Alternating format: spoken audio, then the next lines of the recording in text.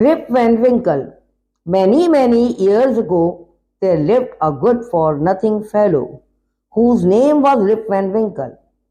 Dame Van Winkle had to work very hard indeed, for all the care of the house and children fell upon her.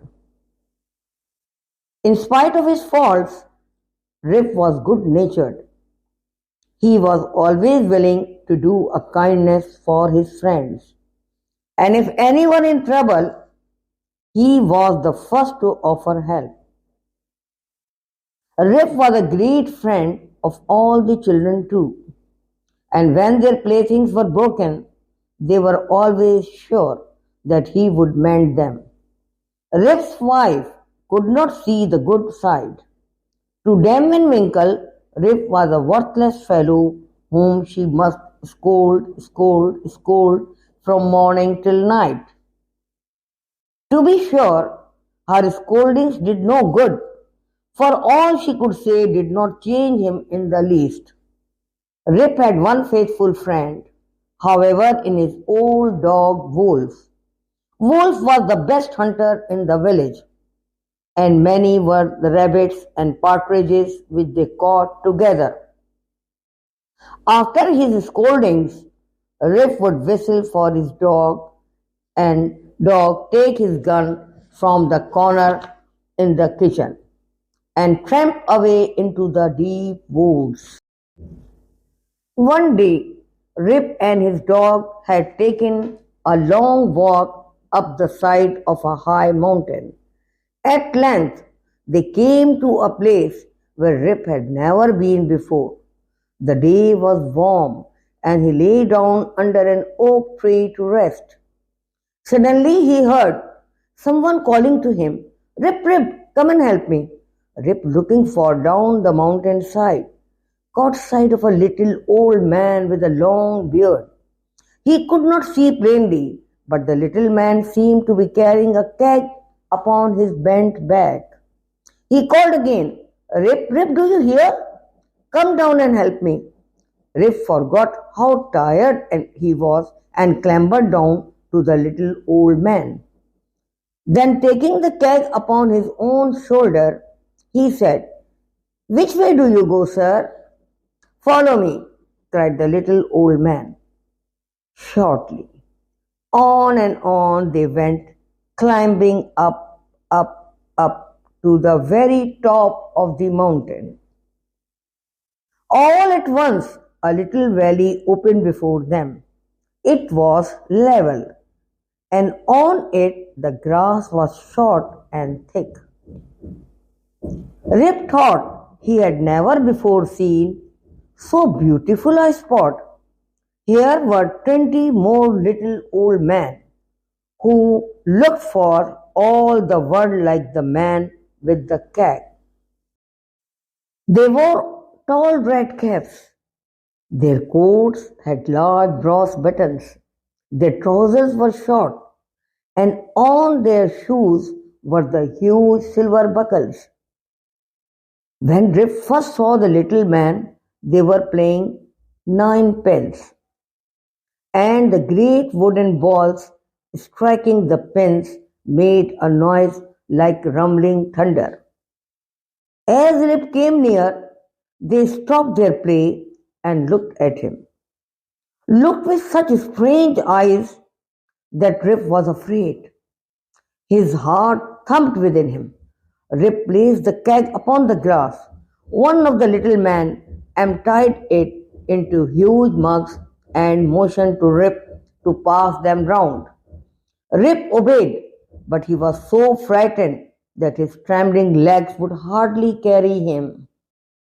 The little man drank in silence, and when the mugs were empty, they began to play ninepins again. Rip's fear was now growing less. He even dared to taste from one of the mugs. Then, being thirsty, he went on drinking until he had emptied several of them. All at once, Rip found his eyes growing heavy. He tried to keep awake, but he soon sank limply to the ground and fell into a deep sleep. When he awoke, Rip found himself under the old oak tree. He rubbed his eyes sleepily. It was a bright sunny morning. The birds were hopping and singing among the bushes. An eagle was sailing high in the sky. I must have slept here all night, said he as he tried to get up.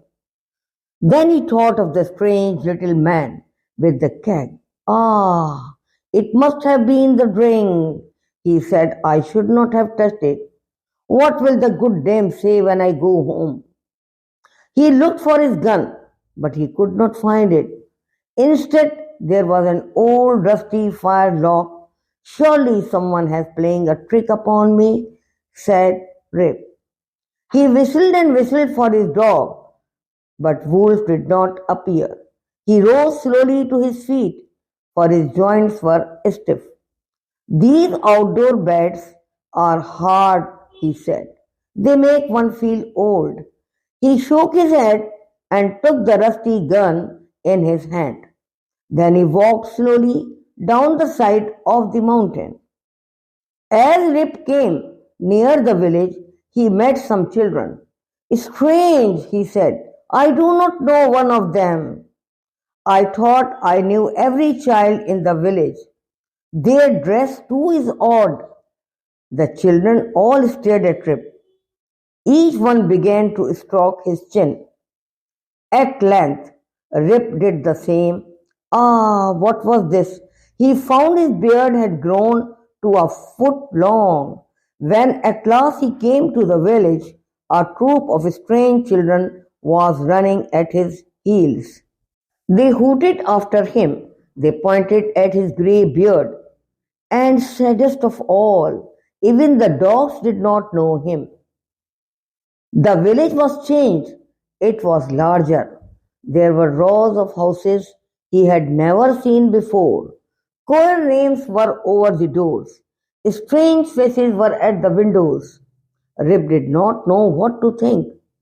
This looked like his native village, and yet it was not. There were the mountains. There ran the silver river. Ah, why did I take that drink last night? He cried. It has caused all this trouble. Slowly and trembling with fear of Dame Van Winkle, Rip made his way toward his own home. Alas, what did he find? The house was gone to decay. The roof had fallen in. The windows were broken. The doors were off their hinges. He caught sight of a dog that looked like Wolf.